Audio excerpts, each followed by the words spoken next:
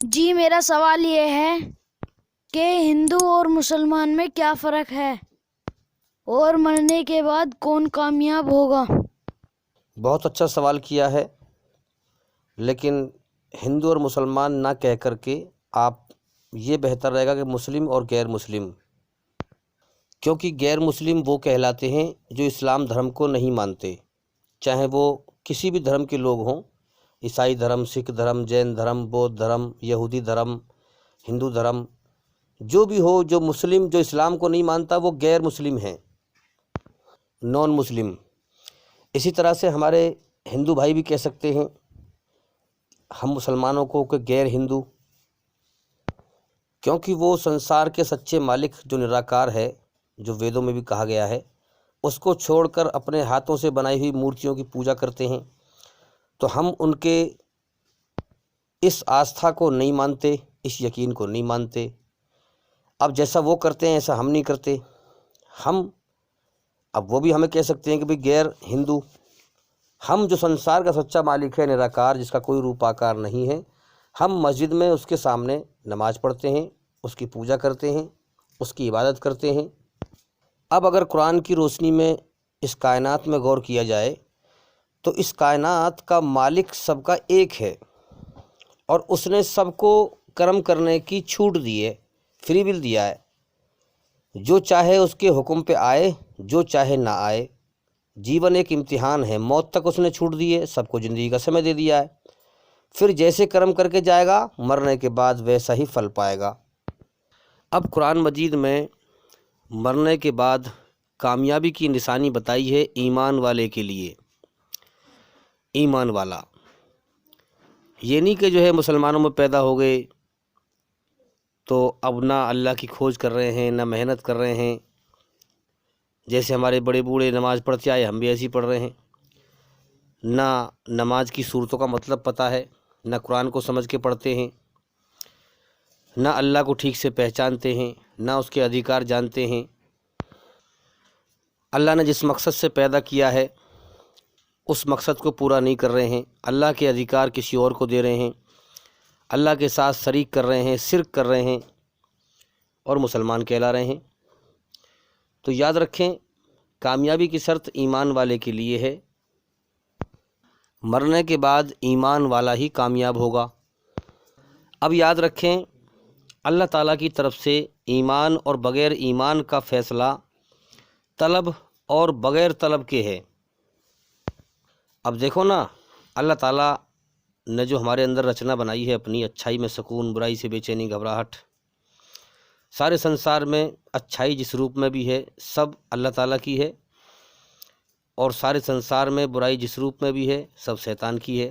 برائی کی طرف شیطان کھینچتا ہے، جس سے ہمیں بے چینی ملتی ہے، انسان بے چین ہوتا ہے، پریشان ہوتا ہے شیطان کی شرن میں۔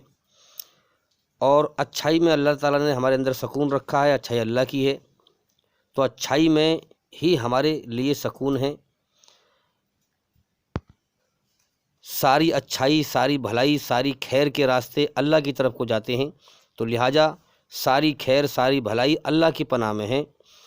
اسی لیے اللہ تعالیٰ نے اپنی اچھائی سے ہمارے اندر سکون رکھا ہے۔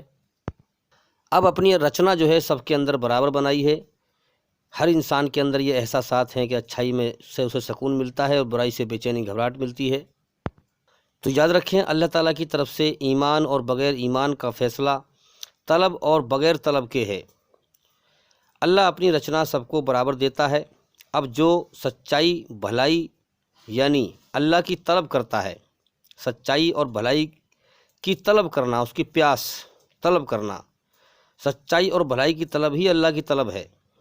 جو سچائی اور بھلائی کی طلب کرتا ہے، اللہ کی طلب کرتا ہے، پھر اللہ کے لیے کوشش کرتا ہے، اس کی کھوج کرتا ہے، محنت کرتا ہے،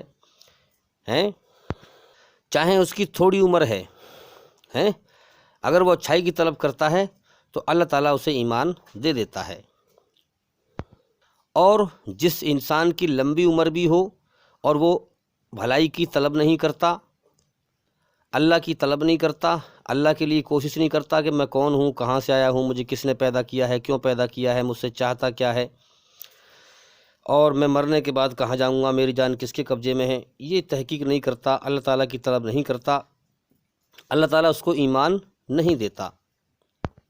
تو جو اس سنسار میں بھلائی کی، اچھائی کی طلب کرتا ہے، اللہ اس کو ایمان دے دیتا ہے، اور جو طلب نہیں کرتا، دنیا میں بھٹکتا رہتا ہے، اللہ تعالیٰ اسے ایمان نہیں دیتا۔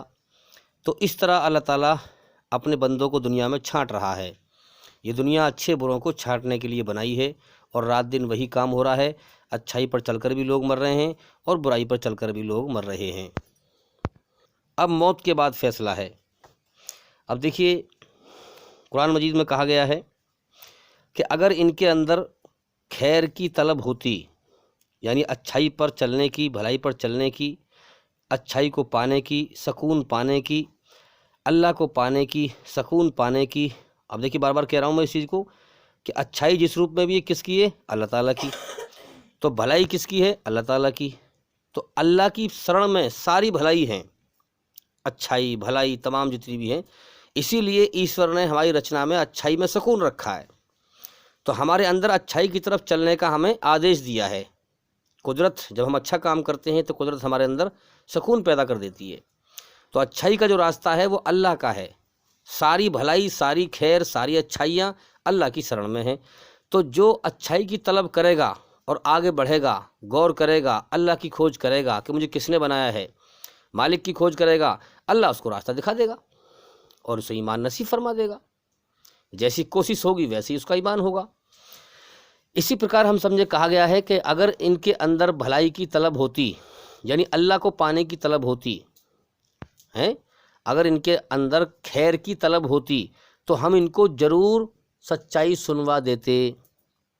کیا مطلب ہے اس کا؟ اس کا مطلب یہ نہیں ہے کہ میں آپ کو جو ہے کسی تک سچائی پہنچی نہیں ہے، نہیں۔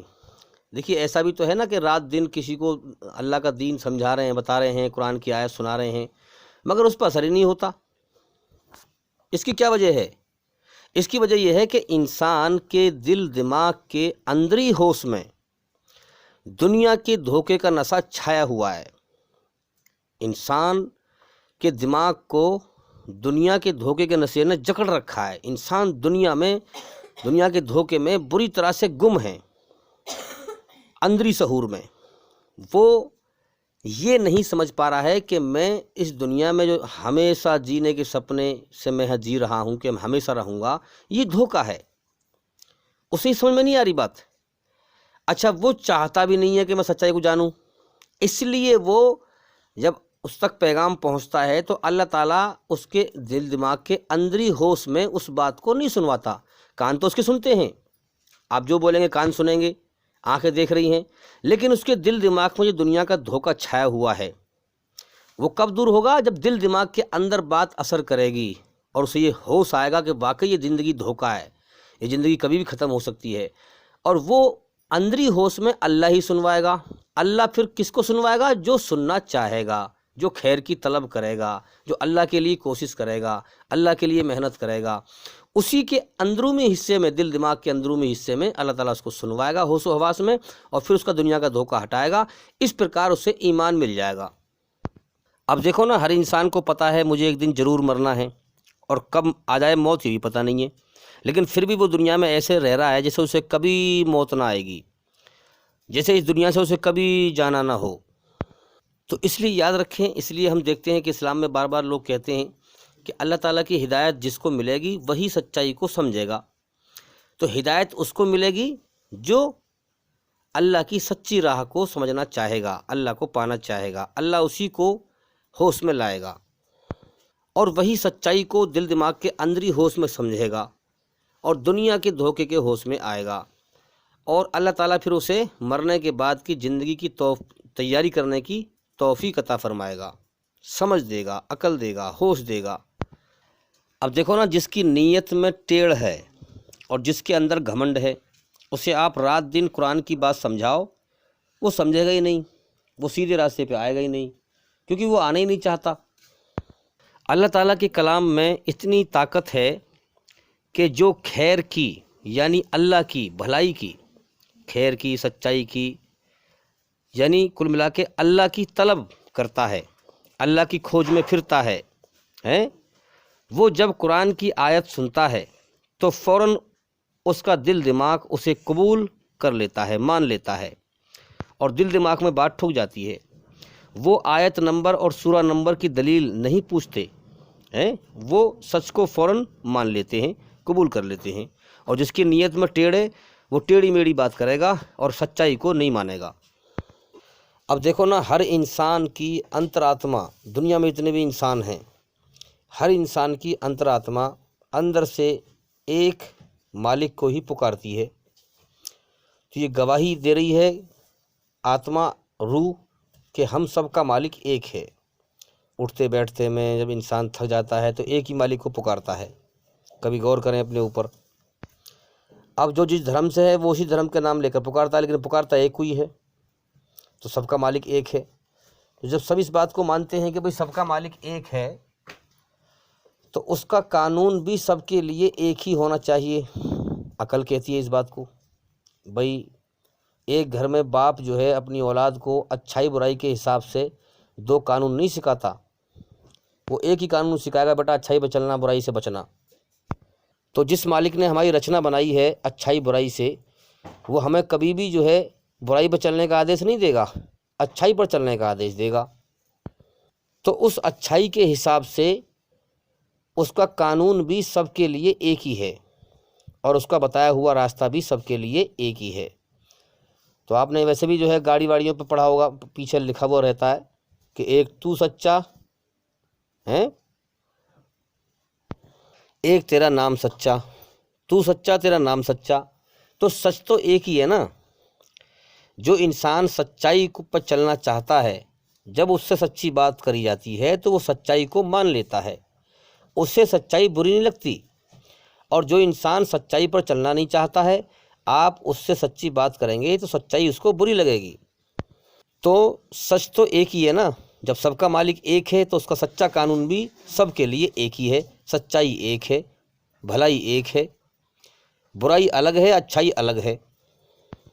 اور یہی ہمارے پیدا کرنے والے نے ہمیں جیون دے کر دنیا میں یہی ہمارے سامنے دو راستے کر دیے ہیں، اچھائی پہ چل یا برائی پہ چل۔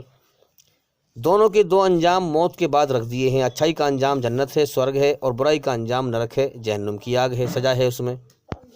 اچھائی پر چل کر مرنے سے انسان مرنے کے بعد اللہ تعالیٰ کا انعام پاتا ہے، اور برائی پر چل کر مرنے سے مرنے کے بعد انسان نرک کی آگ میں سزا پاتا ہے، اسے مالک سزا دے گا۔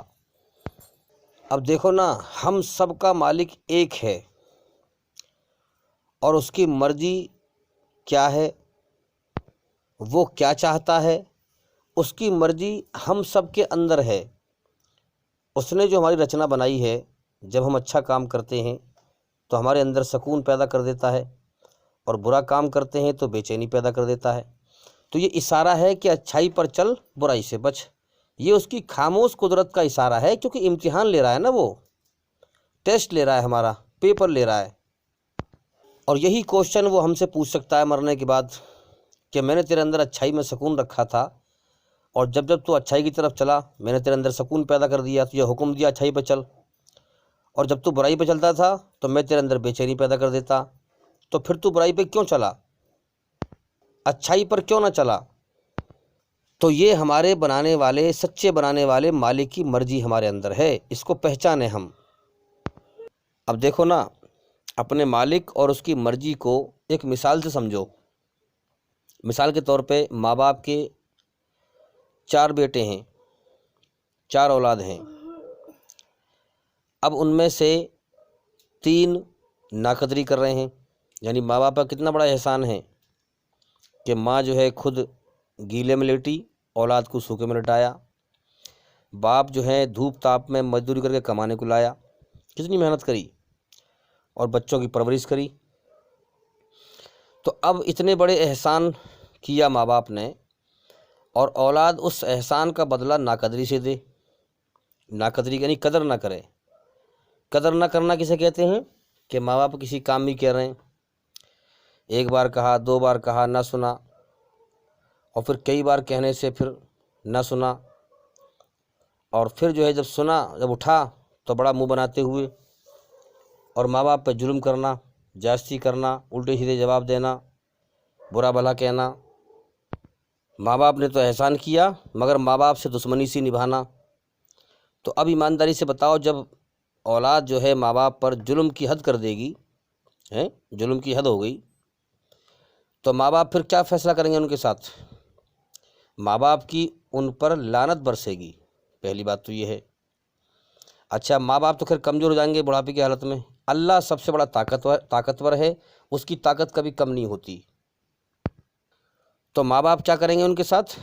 3 بچے ناقدرے ہیں اور 1 بچہ احسان ماننے والا ہے، تو ماں باپ کیا کریں گے؟ جو ناقدری کر رہے ہیں، انسان یہاں تک پہنچ جاتا ہے کہ اپنی اولاد کو بے دخل کر دیتا ہے کہ یہ میرے کسی کام کی نہیں ہے، یہ مجھ پر ظلم زیادتی کرنے والی ہے۔ تو ماں باپ کیا کریں گے؟ اس کو بے دخل کر دیں گے اپنی زمین جائیداد میں سے، اور جو احسان ماننے والا ہے اس کو دے دیں گے۔ یہ ہوتا ہے کہ نہیں ہوتا دنیا کے اندر؟ خوب ہوتا ہے۔ اسی پرکار سے ہم سمجھیں کہ ہمارا ایک مالک ہے جس نے ہمارے اندر اپنی رچنا کو بنایا ہے، اچھائی میں سکون، برائی سے بے چینی گھبراہٹ، یہ اس کی خاموش قدرت کا اشارہ ہے ہمیں جیون جینے کے لیے، اور پھر اپنی خبر نبی دوارا آسمان سے بھیجتا ہے اپنی بنائی ہوئی رچنا کے آدھار پر، اور پھر اسے سب تک پہنچاتا ہے، پھر ٹیسٹ لیتا ہے کہ کون میری بنائی ہوئی رچنا کے آدھار پر میرے آدیش پر آتا ہے اور کون نہیں آتا ہے۔ بھئی یہ تو آپ مانو گے کہ ہم نے خود اپنے آپ کو نہیں بنایا، ماں کے پیٹ میں یہ آنکھ ناک کان، ماں باپ تو صرف ذریعہ ہیں دنیا میں انسان کے آنے کا، باقی آنکھ ناک کان تو اللہ نے بنائے ہیں نا، ایشور نے بنائے ہیں نا۔ تو ہمارا ایک مالک ہے، اب وہ ہمارا مالک ہے، سب کا وہی مالک ہے ایک، اس نے ہمیں پیدا کر دیا ہے۔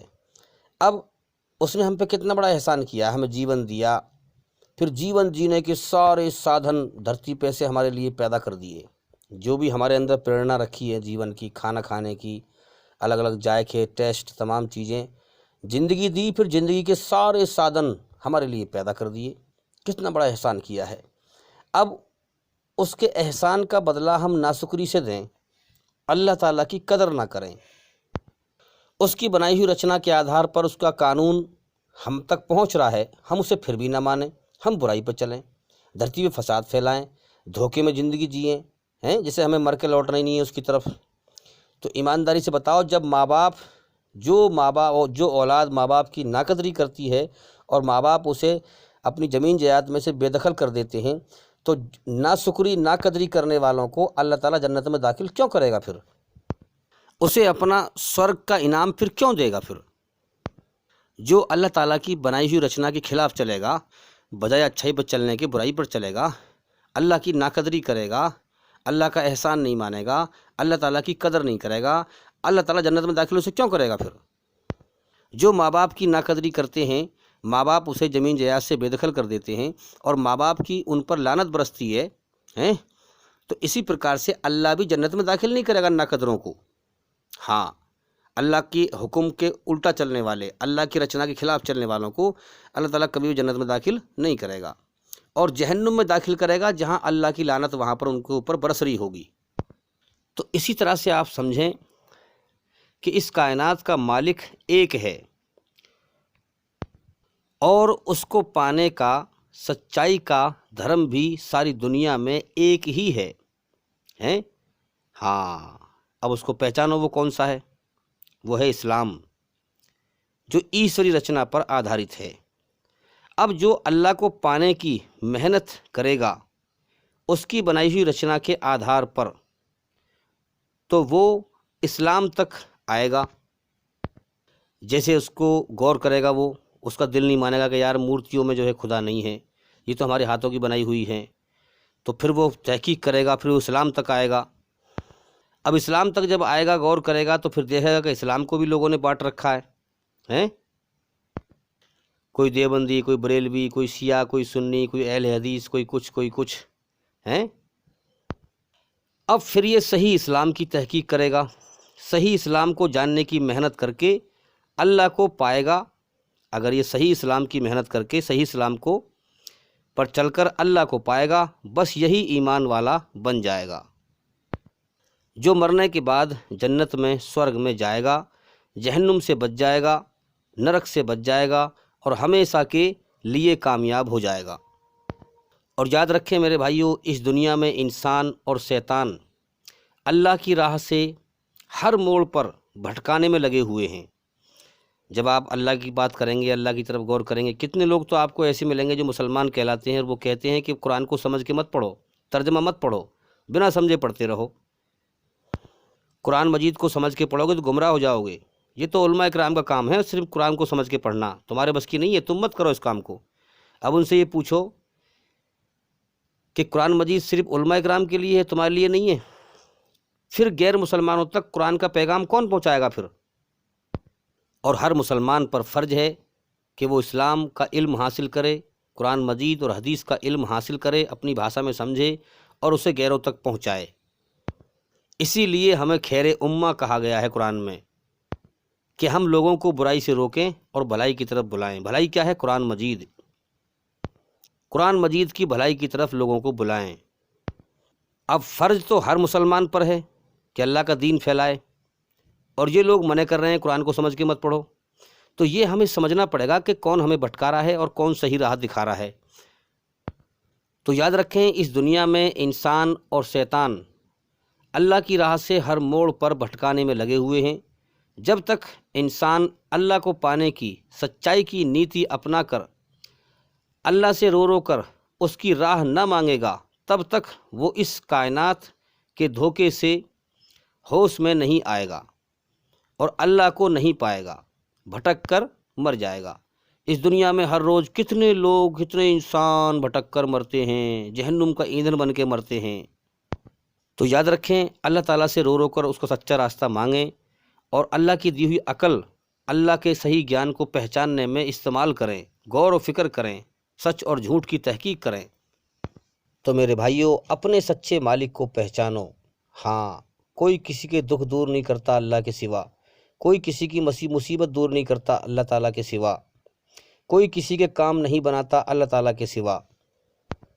تمہیں نظر کا دھوکہ دکھ رہا ہے کہ فلاں نے میرا کام کر دیا، فلاں نے میرا کام کر دیا، نہیں میرے بھائیوں، اصل حقیقت میں لا الہ الا اللہ، کوئی کچھ نہیں کرتا مگر ایک اللہ کرتا ہے۔ ہر چیز اس کے سہارے سے قائم ہے، وہ کسی کے سہارے سے قائم نہیں ہے۔ ہر چیز میں اندرونی حصے سے اللہ تعالیٰ کی قدرت کام کر رہی ہے، اس کو پہچانو۔ اگر تم اللہ تعالیٰ کو بھول کر اور کسی انسان کے پہ یقین کرتے ہو کہ میرا کام صرف یہی کر سکتا ہے اور کوئی نہیں کر سکتا، تو یہ بھی میرے بھائیو شرک ہے۔ آپ بار بار اس سے رحم کی بھیک مانگ رہے ہیں مگر وہ آپ کی بات نہیں مان رہا ہے۔ ایک بھائی نے مجھ سے سوال کیا تھا کہ ظالم کی عزت کر سکتے ہیں کہ نہیں؟ تو بھئی ظالم بھی دیکھا جائے گا کیسا ہے۔ کچھ لوگ تو ایسے ہیں بھی ایک بار ظلم ہو گیا تو انہیں غلطی کا احساس ہوتا ہے، فوراً غلطی مان لیتے ہیں، اور کچھ لوگ ایسے ہیں جو انسانی شکل میں شیطان ہیں، وہ بار بار غلطی کرتے رہتے ہیں اور اکڑتے رہتے ہیں، ان کے اندر پچھتاوے کا احساس کا مادہ پیدا نہیں ہوتا۔ تو وہ دکھنے میں انسانی ڈھانچے میں تو انسان ہیں مگر اصل میں وہ شیطان ہیں، ان کی ساری سوچ، سارے خیالات شیطانیت کے ہیں، کیونکہ اللہ تعالیٰ کے نیک بندے اکڑتے نہیں ہیں۔ اب تم کسی ظالم کی عزت کر رہے ہو، اس سے رحم کی بھیک مانگ رہے ہو، کسی ظالم سے رحم کی بھیک مانگنا بھی غلط ہے، یاد رکھیں۔ اگر تم اللہ تعالیٰ کو بھول کر یہ سوچتے ہو کہ میرا کام اسی سے ہوگا اور وہ کام کر نہیں رہا، وہ ظلم پہ ظلم کر رہا ہے، تو یہ بھی جو ہے غلط ہے، گناہ ہے۔ تو کوئی شخص آپ پر ظلم کر رہا ہے اور آپ اس سے رحم کی بھیک مانگ رہے ہیں، اس کے آگے گڑ گڑا رہے ہیں، رو رہے ہیں، اور وہ آپ پہ ترس نہیں کھا رہا ہے، وہ اور زیادہ آپ پہ ظلم کر رہا ہے، تو پھر اس کی عزت مت کرو۔ کسی کی عزت کرنے سے اگر فتنہ بڑھ رہا ہے، فساد بڑھ رہا ہے، برائی بڑھ رہی ہے، تو اس کی عزت مت کرو۔ تو ظالم کی عزت مت کرو، نہ اس کے سامنے گڑ گڑاؤ، ورنہ ظلم اور بڑھے گا۔ اگر تم کسی کی عزت کر رہے ہو اور وہ تمہاری قدر نہیں کر رہا ہے، وہ تمہیں جلیل سمجھ رہا ہے، جلیل کر رہا ہے، تو اس کی عزت کر کے اسے اور زیادہ برائی میں مت ڈالو۔ تو میرے بھائیو، برائی سے بچیں، فساد سے بچیں، اور اللہ تعالیٰ سچی راہ اسی کو دکھاتا ہے جو اس کے لیے کوشش اور محنت کرتا ہے، جو سچائی کی تحقیق کرتا ہے اور سچائی میں غور و فکر کرتا ہے، دماغ عقل کا استعمال کرتا ہے اور سچائی کو دلیل کے ساتھ حاصل کرتا ہے، اللہ اسی کو راستہ دکھاتا ہے۔ امید کرتا ہوں کہ سوال کا جواب ہو گیا، اور میں بار بار کہتا ہوں کہ بھئی ہمارے چینل کے اندر جا کر ایک ایک کر کے ساری ویڈیو دیکھیں، تاکہ جلدی سے جلدی اندھکار سے نکل کر روشنی میں آئیں۔ اور جو ہمارے بھائی یا بہن ہمیں سن رہے ہیں، میں ان سے ریکویسٹ کرتا ہوں کہ ہمارے چینل کو جتنا ہو سکے اتنا پھیلائیں۔ اور بھئی زندگی رہی تو پھر ملاقات ہوگی۔ السلام علیکم ورحمۃ اللہ وبرکاتہ۔